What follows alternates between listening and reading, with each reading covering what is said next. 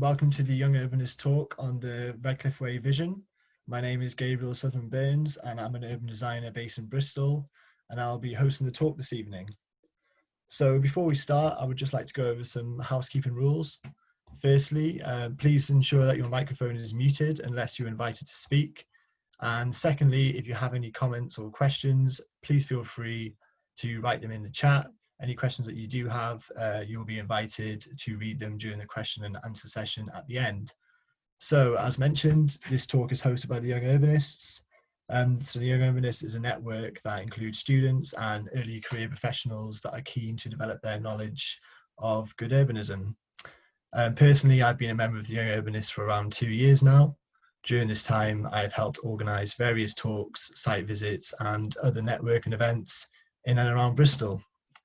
So for today's talk, we have two speakers, Clare Wilks, who is an associate urban designer from LDA Design in Bristol, and Melissa Mean, who is a local resident of Redcliffe and is also a chair of the Redcliffe Forum. Together, they'll be talking about the proposals to transform the Redcliffe Way into a pedestrian-friendly space and a key gateway into Bristol. So the structure will be, the talk will last for approximately 30 minutes, and then there'll be a 20-minute question and answer session. And so, as I said, any questions that you do have, please write them in the chat. So when the Q&A begins, you'll be invited to read them out. So without further ado, I'll hand it over to Claire and Melissa. Okay, I'm going to share the screen.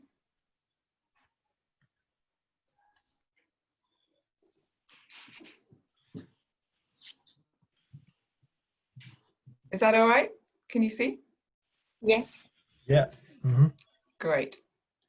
Okay. Well, hi everyone. I gather we have people from all over the British Isles and even Spain and Netherlands, which is great. So Melissa and I are going to talk about two streets in Bristol, actually, and they have very different approaches that we're using to reallocate the street space for people.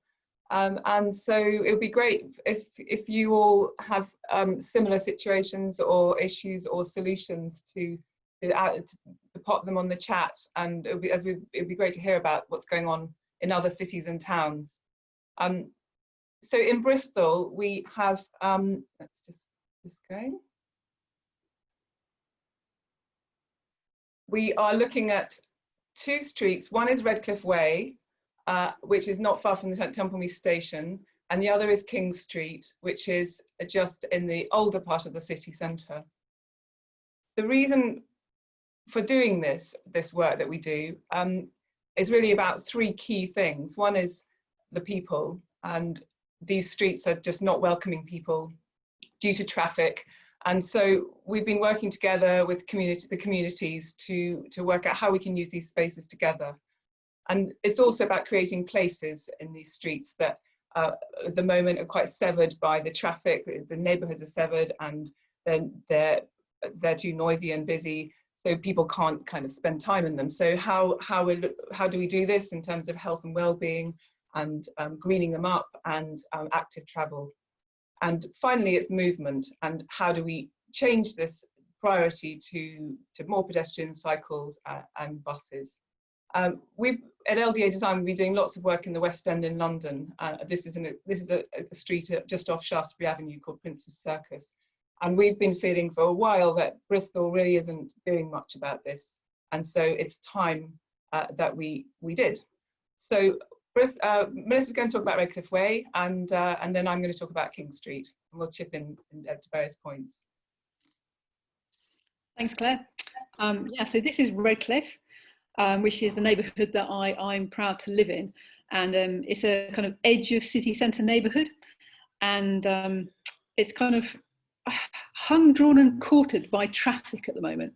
It's got so many roads kind of like splitting through it that it doesn't really have any kind of shared spaces. So if you go back just one Claire. I'll nod on when to go to the next one. Oh, okay. Just to explain the divide between these two. So on the left-hand side on your screen, where the church is, that side of Redcliffe, this road, Redcliffe Way, just absolutely slices Redcliffe in half. And on this left-hand side, we've got the part of the neighbourhood. It's in the top 1% for child deprivation in the whole of the UK. And then on the other side of the street, you've got pretty wealthy. If you look on the kind of deprivation index, it's not at all deprived, but it's a lot of student housing. It's a lot of kind of one bedroom kind of short-term lets, huge amount of churn, some businesses. So it's a really kind of fragmented neighbourhood in lots of ways. And it's this, if you go to the next one, this huge road and car park is really the kind of our only sense of kind of shared space in the whole of the neighbourhood, which is my kind of motivation to being involved in this kind of project is about environmental and spatial justice that in no way serves the community. If you this road here, if you it kind of basically kind of splits kind of north and south Bristol in half, where in the north you've got kind of wealthy, doing well kind of Bristol, and then south you've got really kind of all the indicators fall off a cliff really. So the challenge is like, how can you stitch back together our neighbourhood? How can you reclaim this space? Not with just some random speculative development, but something that really serves the communities on both sides of this road and gives a purpose for people coming back together, that reinserts nature, that reinserts kind of space for community, that reinserts affordable housing, and a place that people want to stay in, not just churn through and short-term stays. If you go on to the next one. So you can get a sense of, this area has been kind of bombed out and then bombed by planners after World War II. So it's lost all of its natural kind of tight-knit medieval and previous street kind of layout. So it's really about how you kind of heal this neighbourhood with urban design and what kind of interventions can work. If you go to the next one. And this, it's as I said, it's kind of hung, drawn and quartered by traffic, but it's more tarmac, because the amount of road traffic that actually goes through is kind of, there's a peak time kind of pre-COVID between 8:30 and 9 o'clock where all the traffic comes through, but actually the amount of traffic that goes through is only the equivalent of what goes through Marlborough High Street. So this is a picture of Marlborough High Street, and they have a daily market out there, using this space and still managing with the amount of traffic that we deal with.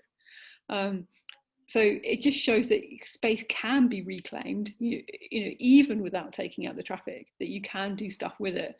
And now with these kind of COVID times where Redcliffe Way and the car park has been absolutely empty for large parts of certainly early lockdown, it just gives that sense of space that is possible. So if you go to the next slide.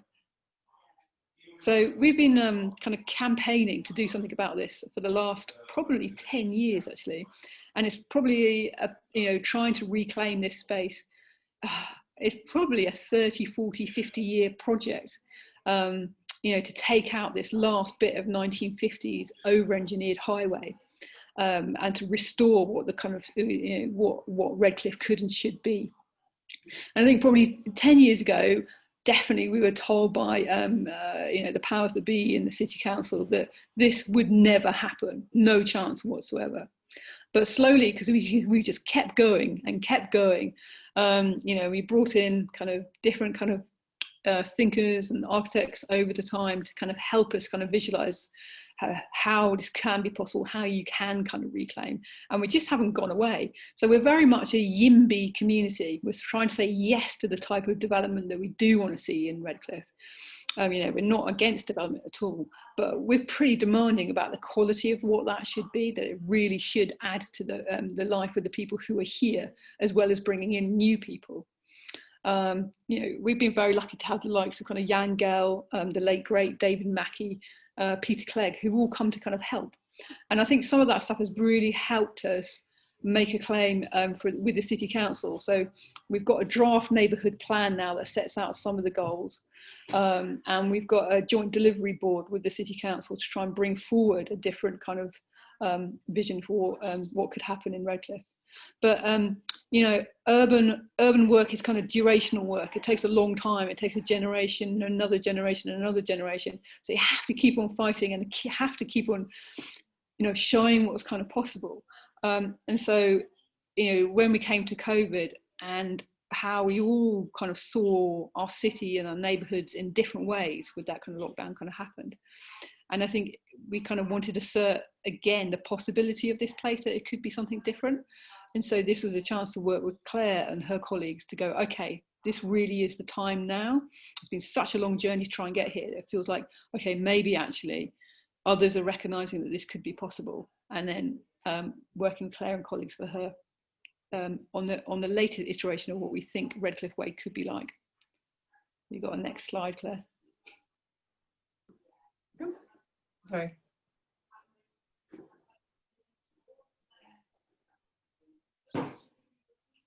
Ta-da! Right, do you want me to? Yeah. Do you want to talk about this? Sure. Okay. Well, yeah, we decided to be a bit more aspirational with pushing some ideas that we've been exploring in other cities, which is using transport for London's healthy streets approach, which helped us to reimagine the street, looking at it in more humane, green, and shared space for all. There are 10 indicators which we use for this, and they help. For the vision, it was really about how do we connect the cities, the pedestrian and cycle connectivity with the city centre, and the healthy neighbourhood, and creating a live-work space for people to circulate, breathe and relax in, welcoming green spaces that the whole of Bristol could enjoy. So it's not just the local neighbourhood, but it's the people who travel through it, who live in it and work in it. We've also got looked at the setting for the heritage assets, which is St Mary Redcliffe Church, and given that much more of a kind of attractive setting. And so this, we felt, really gave a very memorable and welcoming gateway to the city if you were arriving in Temple Mead Station and walking through to the city centre. So this is the Healthy Streets indicators, and they are, with conversations with the community, we added a few more, including inclusive and affordable for all, and integrates with the natural world.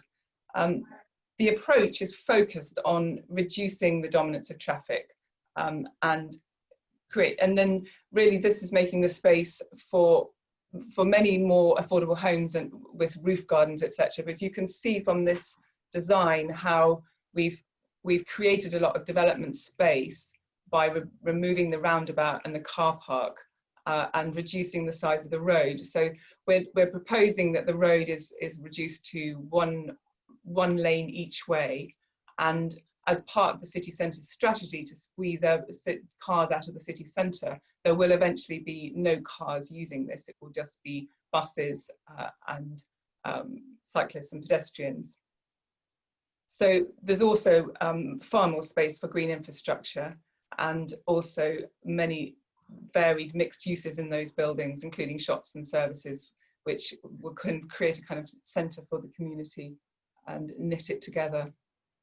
The anatomy of the street, well, it's saying all those things I've just said, capturing the Redcliffe identity, creating these particular 6-storey high buildings we felt was relevant, and rooftop gardens, rain gardens on the street to capture water and enliven the spaces, and pop-up event infrastructure, active frontages and play spaces, and also seating and livening up the street in all sorts of ways we could think of. Just testing the approach that we set up in the first place.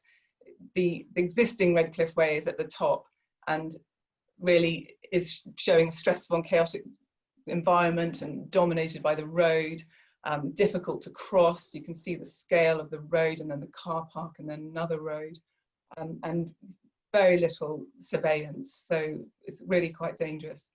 So our proposals, as you can see down here, are for making much easier crossings on the narrower road, downgrading the road, lots of seating and viewing situations with the different levels, and creating a new space visitor centre outside the church, from which there'll be great views up and down the street. And the planting would obviously create cleaner air and generally a much safer and walking environment. So with the intention that the people would use it more. Do you want to say anything more about that, Melissa, before we move on? I think one of the interesting things is, you know, when you create a space like this, you've also got to think about how it's going to be used and how it's going to be looked after. And so, you know, and what the role of the community is in this. So I think the role of the community is, you know, is setting the vision and making sure it's meeting the needs of local people. But there's also this kind of ongoing stewardship. So you actually create an active space that's cared for and people feel kind of included. And so the kind of density that this needs to support is really important. So quite an important part of this is this idea of the Redcliffe block that we developed. So really trying to give a little kind of intense slice of urbanism to each, to the street. So it's in a floodplain area, so a flood risk area. So the bottom story can't be used for housing, which we think that's a good thing. So the bottom layer is very much about kind of community infrastructure and uses, so shops and creches, GP surgeries, that kind of stuff.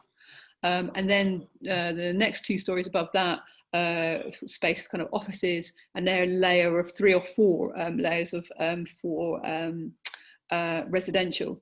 And always making sure that those homes are kind of have all got access to outdoor space and that they're spacious enough and adaptable enough to support people through their kind of whole life, rather than just being kind of 1-bedroom churn kind of flats. And we think that's where you get a kind of a stable but mixed community that's really committed to an area, which is really important, how you anchor down some of these kind of, these changes to the street into an ongoing kind of actual place to live, somewhere where you choose to bring up a family or start a business in. So it's how all these different ingredients kind of come together. Yeah, and it's worth mentioning, obviously, that it's a local street with a local neighbourhood. It's also a city-wide street with a strategic route through the city. So it's an interesting kind of juxtaposition of uses. We have looked at sort of similar streets in other cities, and we've successfully done this on Tottenham Court Road in London, which is now much further, is very much narrower and has buses and cyclists and pedestrians on it. One other place I've just popped in here is in Wokingham, where we have just being built now. This is the town hall and council offices, and this road was a 2-way road and has been reduced to 1-way, and very much huge amounts of kind of space have been taken over for people to use. The philosophy was very much the Hans Monderman approach, and to make drivers feel uncomfortable driving through the city and slow down as well.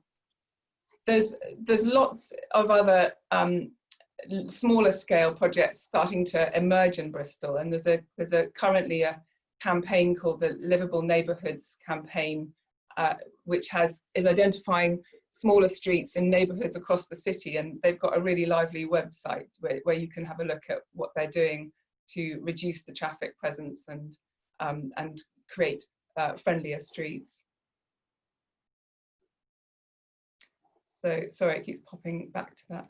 So King Street, very different scale, a really small historic street in the city, old part of Bristol.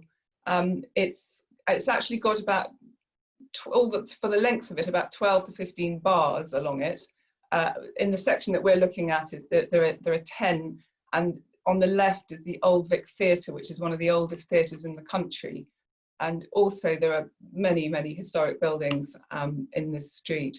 Our approach to King Street was quite personal, because our studio is here in the top of this building, right next to the theatre.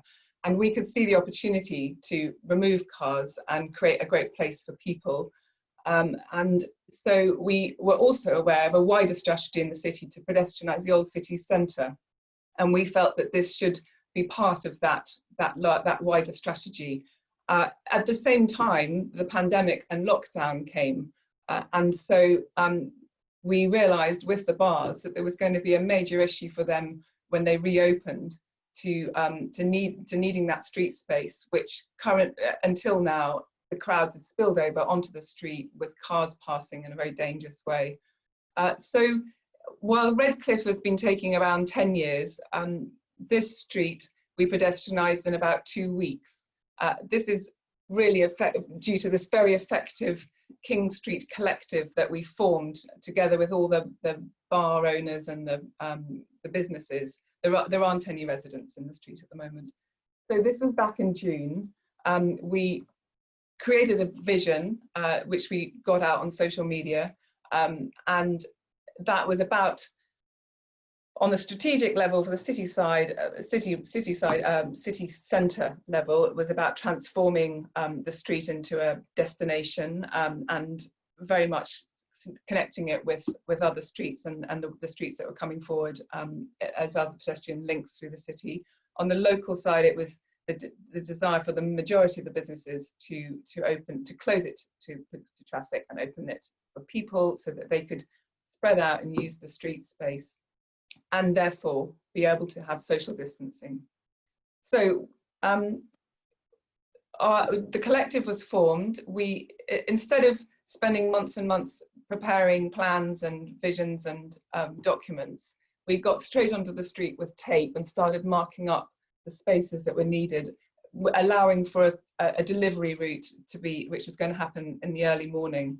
We had regular meetings on Zoom, and contacted the council with a simple plan that's become a working plan that we've continued to refer to all summer as things have moved forward.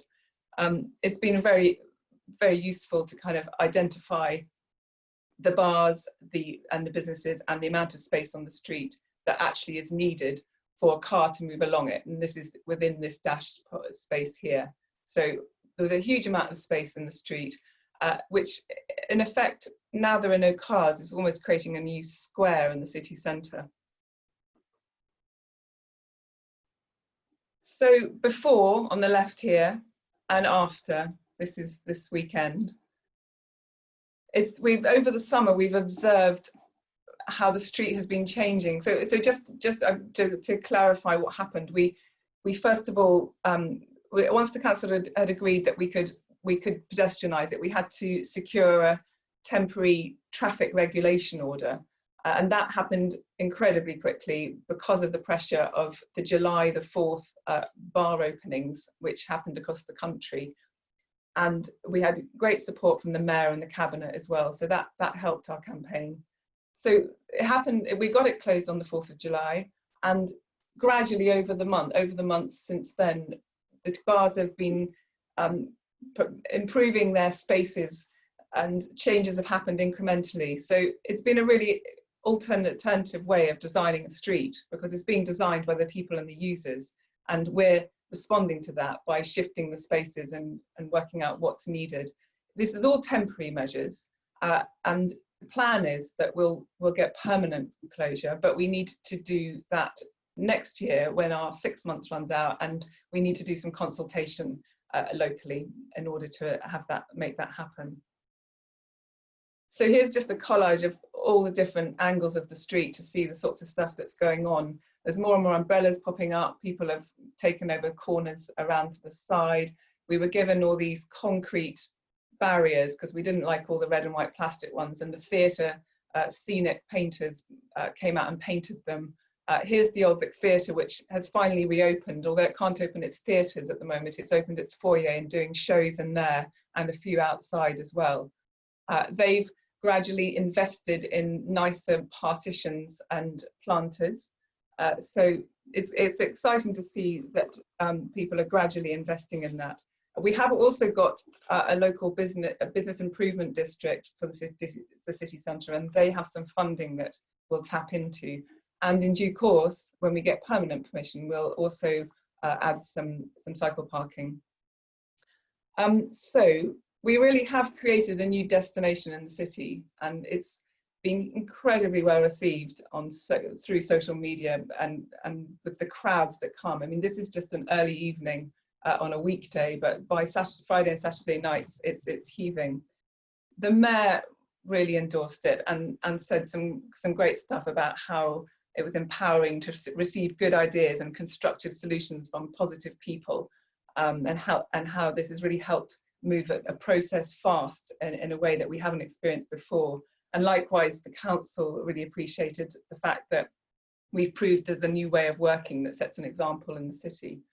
The collective was a very positive one. In fact, they're all bars and all traders trading the same products in a sense, but they seem to work really well together, and we've found that a really positive experience. Whether one can do this kind of going forward, the pandemic kind of definitely encouraged that, and we would like to think that one could make things happen so quickly and create together with people such a meaningful place. But I do think it's worth thinking about whether all streets need it. And I think it's also important that one is, you know, restrained and respects the historic pattern of the city. It might be that some streets are just too cluttered, and one can lose the ability to kind of see the legibility of the place. So definitely to do it intelligently and research the street, and established, as many of them established for centuries, in fact. And so perhaps the thing is to ask, is this a movement street or a stopping street? And this is an example Melissa found, which we were less impressed by. Well, I'm conflicted by this image, because this is Port Wall Lane, which runs alongside Redcliffe Way. And in normal times, it's a very bustling kind of route with lots of people, kind of pedestrians and all sorts of things. And I've no doubt that this would have been full.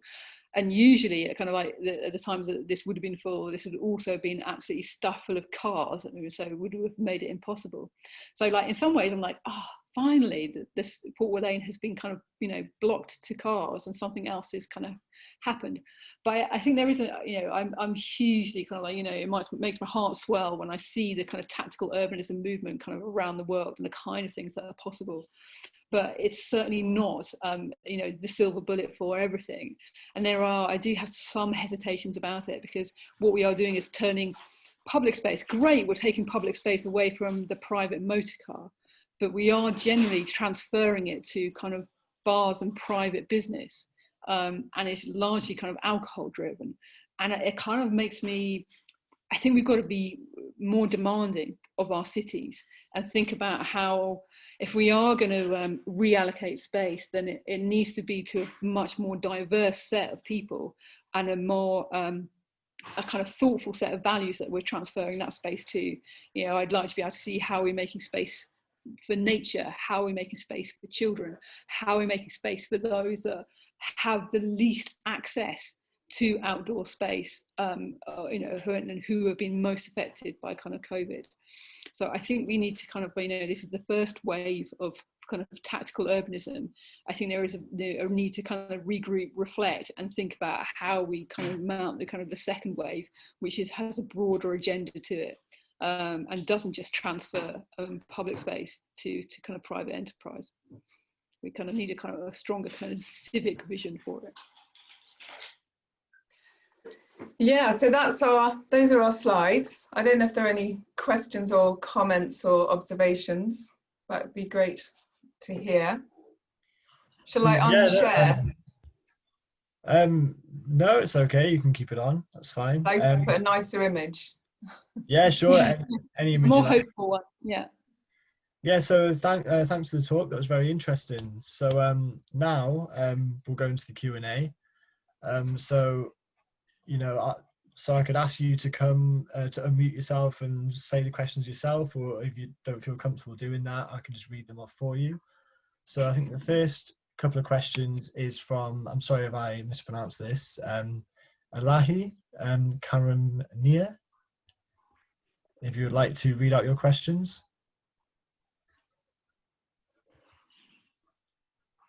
No, okay. So, hello. Oh, yeah. Hi. Do you hear me? Yes, we can. Yeah, that's perfect. Yeah, thank you very much for the presentation. I'm an urban designer, architect. Recently moved to Bristol. It's amazing to hear about the area because I've been going around recently. I would like to ask, I have 3 questions, sorry if they are too much, but very quick. First of all, I mean, what's the connection to what have you imagined as the future of this street in relation to the Temple Meads station? Because that's a kind of like major station, and I have experienced myself a huge flow from Temple Meads to the city center, particularly because it's also disconnected by a huge road. Sorry, I don't know the name, but by the huge road before we reach the Redcliffe. So it's kind of like feel very disconnected. So how do you connect? How do you imagine that flow? Maybe you mentioned, I missed it, but that's a major question. Should you answer that one and then you can ask the next one, or do you want to? Yes, that would be great. Yes. Yeah, I mean, you're right. I mean, at the moment, the entrance from Temple Meads is an embarrassment. You get greeted by a burnt-out petrol station and an absolute mess of kind of highways and kind of misdesigned cycle routes and all the rest of it. And I don't think things have been greatly improved by the kind of new stuff that's been put in. But how we better connect Redcliffe Way, because it is a really great walkway, a kind of promenade into the city centre and the floating harbour. And I think the way that we envision that is there's kind of stepping stones along Redcliffe Way that have got a really nice kind of quality to them. So there's Chatterton's house, who's kind of a poet from kind of 200-300 years ago, and there remains of his house there, and there's a little garden there, and that's almost the first humane stepping stone that you could kind of going to get to.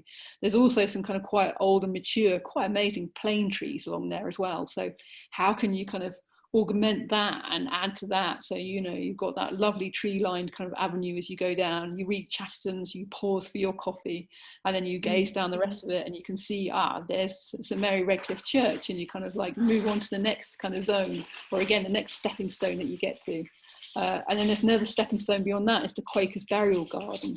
A huge amount of rich history there that each can be a little node welcoming you into the next stage of your journey into the city. And we think that each of those nodes could have its different kind of quality. Some of them more kind of working, office workers kind of having their kind of cafe. Some are a little bit more residential. Some a bit more kind of visitor economy, coming to see the heritage of St Mary Redcliffe Church.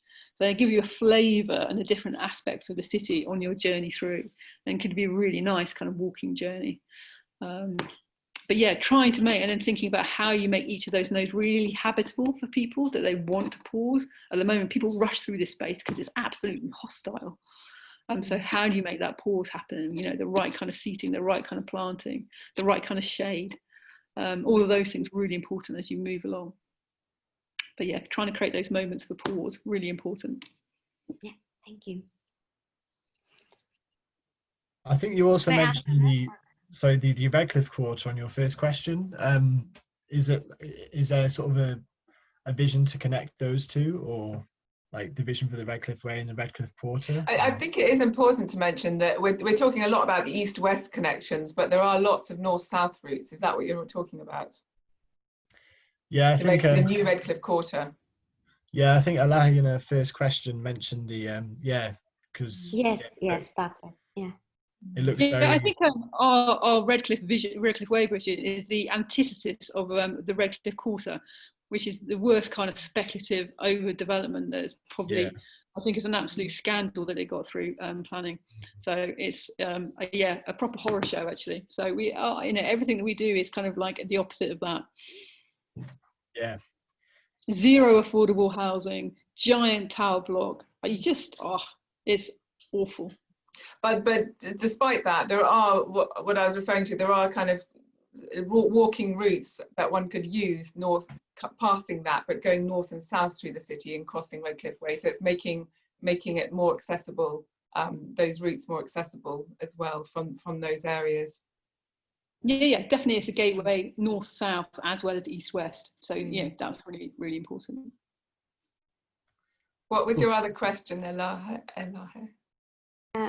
Sorry, I don't want to take time of other people, but quickly I just find what I asked. I think that's the second one, which is about last one. I think. I thought like what other future it's a tough question, but what other future you imagine for Bristol in, let's say, 10 years for this part? Like, if I want to be a bit tough, like, these areas are very much heavily consumption based. And this is like a question, not a question, but like for all of us thinking about when we talk about mixed use, when we talk about liveliness, livelihood, making the street active again, what else we can imagine rather than consuming the streets?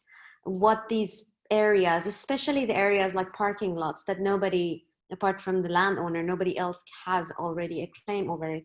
What else that can, what role that can part play for the city? I think the first step will be to get cars out of the city centre. They won't be needed in the city centre, which will, as you say, create huge amounts of space on disused car parks, which could be reused. And I think probably the way forward is also to encourage living in the city centre, develop more residential areas and more apartments, higher density perhaps, but just bring people back into the centre. And that will keep our streets alive, and there will perhaps be retail going forward, and there will be businesses, but probably less retail. So those areas need to have new uses like that. Yeah, thank you. Cool. The next question, Samantha Stockley, would you like to read out your question? How do you propose rerouting the traffic? Yeah, sorry. That's yeah, okay. no, I had to step away, so I wasn't sure if I missed it. But as you were saying on the Redcliffe Way, it's very high proportionate of traffic on the road. So you said it was one of the main roads that runs through. So how were you dispersing? Had you a plan for dispersing the traffic as part of the redesign? Yeah, just coming in on that, it's not actually a huge amount of traffic on that road. So it's about 7,000 cars a day pre-COVID, which is, that's, as I said, the same kind of amount of business as Marlborough High Street. It's not a busy road. It's hugely over-engineered and given far too much space. So you could, even with the same amount of traffic on it as it is now, not rerouting anything, you could take out half of the road space and keep the same capacity. But I would still advocate taking out more private traffic, and that is part of the strategic aim of Bristol City Council, is to get traffic out of the city centre. And then thinking about our residents, 60+% of the traffic that comes through that road is through traffic. It doesn't even want to be there, so there are more efficient routes for it to go around, so it can be directed in that way. And then 65% of our residents don't have any access to a car. So it is a burden of the traffic that's being imported that they're carrying from elsewhere. So it's also, we're next to a major railway station. We're at the hub of a network of bus streets. If anywhere you're going to get out traffic, and this is a place to kind of start decarbing our city centres. So I don't have any qualms about making, we have to reallocate space away from cars. There is a thing that people do adapt. They go, actually, okay, it's not possible to kind of drive through there, so they do something else, and they start to think about walking, cycling, and other things. I mean, those of you who know Bristol, they've closed Bristol Bridge now. They've closed several other streets, and it's already really very, very difficult to drive around the city centre. You can't go in most routes, so it's quite an effective way of strangling the system and removing the cars. Thank you. And Asia Abounza, you had a question? If you would like to read it out. Yeah, hello. Asia Abounza from the city of Bilbao. Great. I agree with Claire's opinion about removing, and Melissa's opinion about removing the cars from the city centers. But although I think all the cities we are following the same strategy, removing the cars that came to the city center from outside. But in most of the city centers, the buildings are quite old and they don't have any parking spaces below the buildings. So what do you do with the cars of the resident people that live in the city center, or the people that you want to attract to live in the city center, if you don't provide any alternative space underground or any other place? I think it's an increasingly small amount of people who actually want to own a car and pay for that privilege of owning a car. And if they want to do that, then there's some people who need it, and that can be justified. But I think otherwise it's a privilege that people need to pay for. So and I think that owning a car 24 is not going to be something that most people are opting for. You're looking at levels of car ownership. We'll see what happens in kind of COVID, but up until that point, they were going down quite radically. And also the car hiring services and other options were what people wanting to do. If I think about what my friends are doing, it's people are much more interested in e-scooters rather than cars, which a little bit more take up a little bit more. Yeah, micro mobility is definitely kicking off in the city. I think quite a lot of the people I know are using car clubs who live in the city centre, actually. So they're not owning a car, but they can choose from a variety of cars that they might want for a particular journey they need to do one-off. So that seems to be really taking off now in Bristol. Thank you. Cool. And Nicholas Major, you had a couple of questions. Yeah, hi there.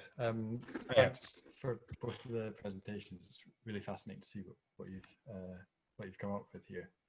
My first question was is really asking, how do people get involved with these kind of projects if they're not directly employed by the people who design them, or the people involved directly in the projects? What kind of opportunities and avenues are there for people to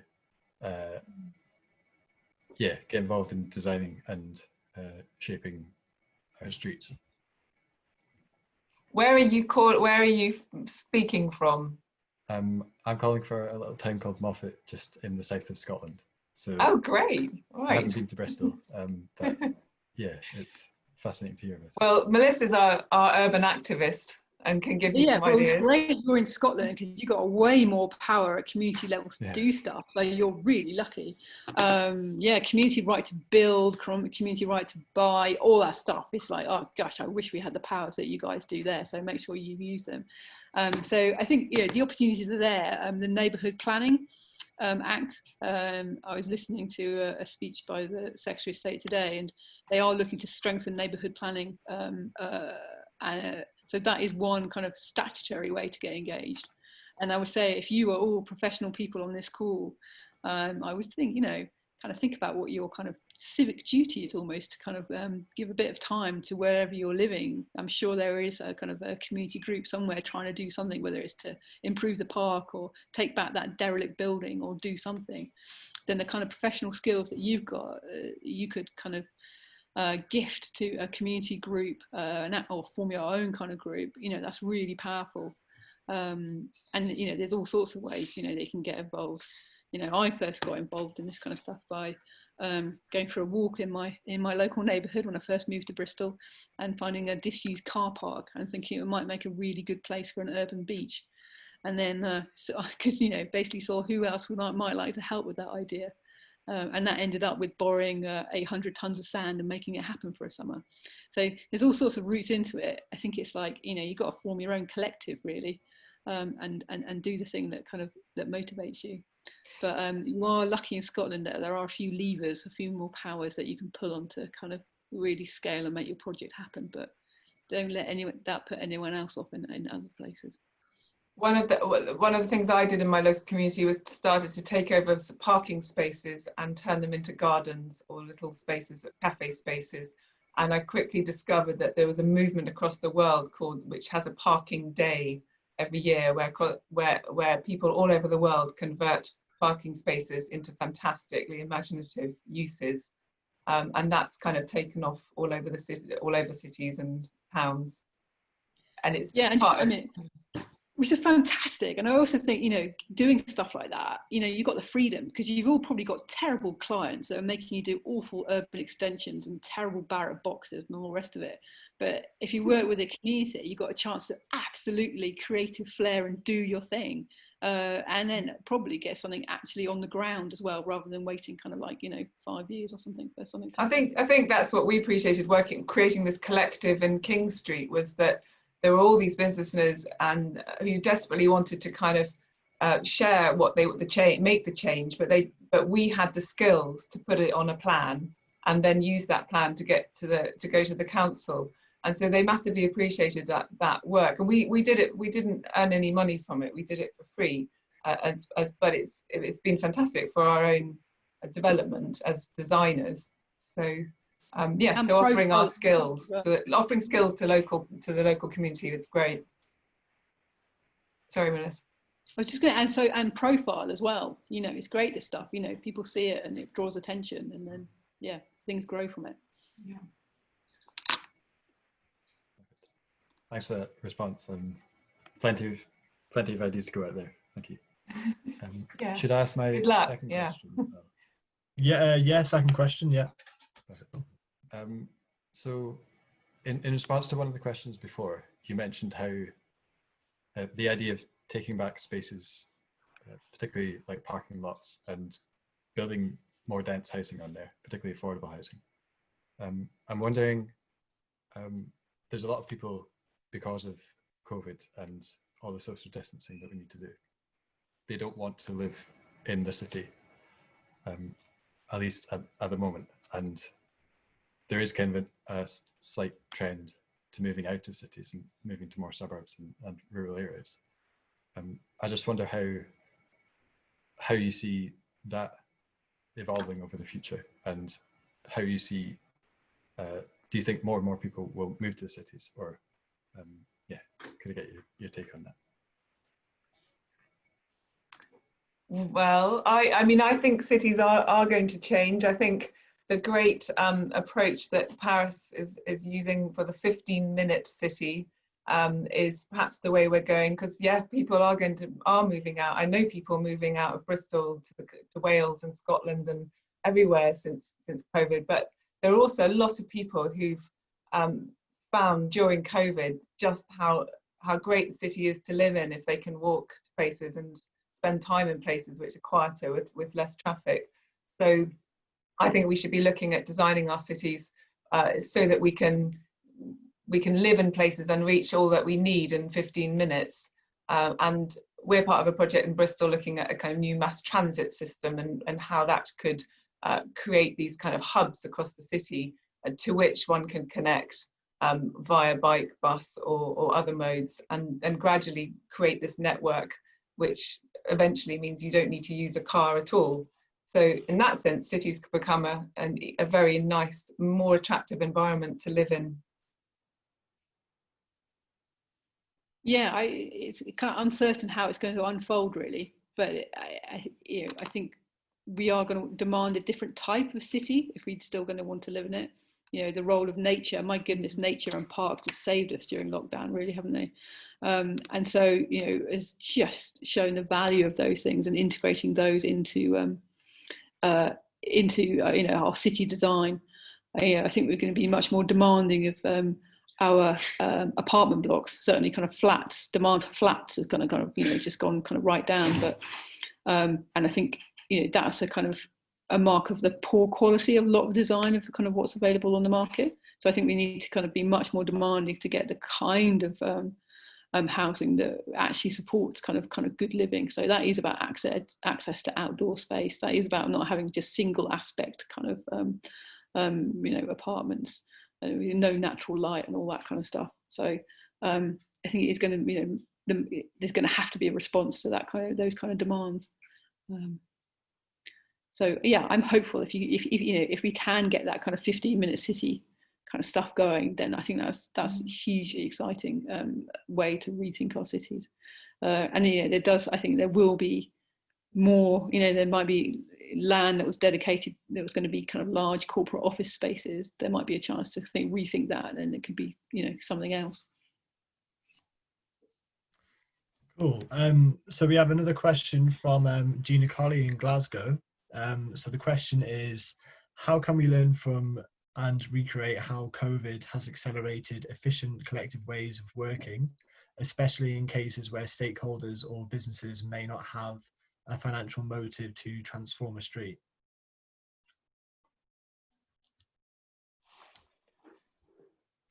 So that's from Gina. I mean, I think it's what Clare's kind of like in the transformation of King Street. I mean, it's set a brilliant precedent, kind of, and it has really shaken things up in terms of getting stuff done, and that it's kind of possible. So, you know, that is the challenge. Like, not every place kind of lucks out with the combination of kind of people to hand, kind of to make that kind of quick mobilisation happen. You know, that's the kind of tough challenge, I guess. Yeah. I think people have felt massively empowered by this process in King Street, and I think it's well, what's happened is that this the Livable Neighbourhoods campaign has sprung up, which is looking at, you know, neighbourhoods all over the city and how that could happen. But I do think that we proved that the process can be simplified in order to get to these streets changed and reorganised and reimagined. So I think a lot of the time our local authorities are very bogged down by process, and probably one of the problems is they don't have the capacity to handle a lot of this work. So if there are collectives that can form and do lots of that work for them like we did, then that seems to be a really effective way forward. That actually leads me on to my question. I was wondering, has there been much sort of opposition to like the vision of the Redcliffe Way and the pedestrianisation of King Street? Because in Bristol, there's been the St Mark's Road that they wanted to pedestrianise, and they found that a lot of the business owners on the street are dead against it. So has there been a similar thing, or is it been quite positive? Would you well, say? in King Street, I mean, obviously it's the city centre, but we do have access in the morning from 7:30 till 10:30 in the morning for deliveries. One business, a small business in the street, really they supported the whole pedestrianisation, but they did have to move because they were dependent on deliveries. But they did that very kind of happily, because they didn't want to disrupt the process.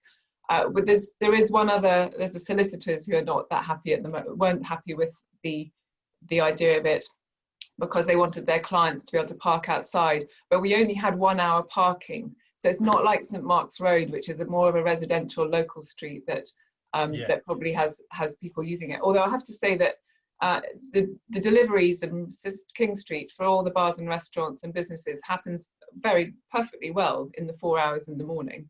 They don't need it all day, so that's proved something. But obviously, in the consultation process that we will have, these issues will be raised. We're just hoping that the process is so successful that they'll all come round to it.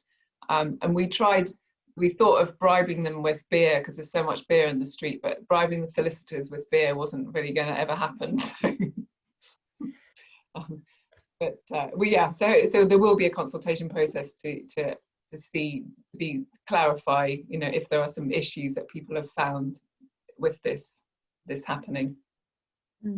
Okay. I mean, there's a kind of like a usual pattern with these things, with, you know, very risk-averse local authorities that do a lot of very detailed consultation with plans that people can't make sense of, and then nothing really happens at the end because they realise that there's a lot of disagreement. And I do think there is a benefit in just trying stuff out and seeing how things work. And if things can be short-term experiments, they're much less threatening than this is going to definitely happen forever and you've got no, you know, that's it. So trying small-scale experiments where you can just try things out. I mean, I think pretty much in every single kind of decarring effort, you know, from across the kind of world, you know, people have been in opposition until it actually happens, and then they go, oh, actually this is all right, oh look at that, our business takings have gone up, oh look at that, that's, you know.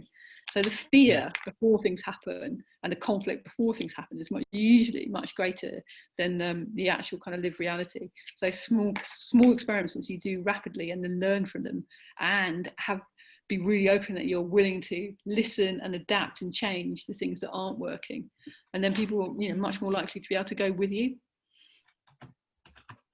Okay, cool.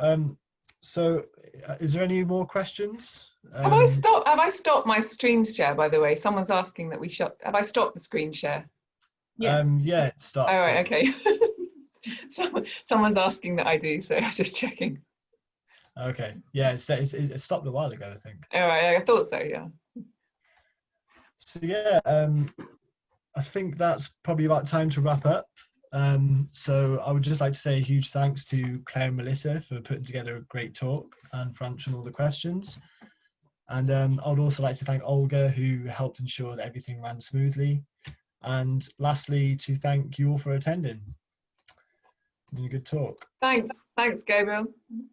No, Yeah, it's thanks all right. Great, and yeah, get in touch with us if you're in Bristol. Well, you don't have to be in Bristol now, you can be anywhere in the country, but The wonders of technology. thanks a lot. All right. Thanks, everybody. Bye. See you later. Bye. Evening.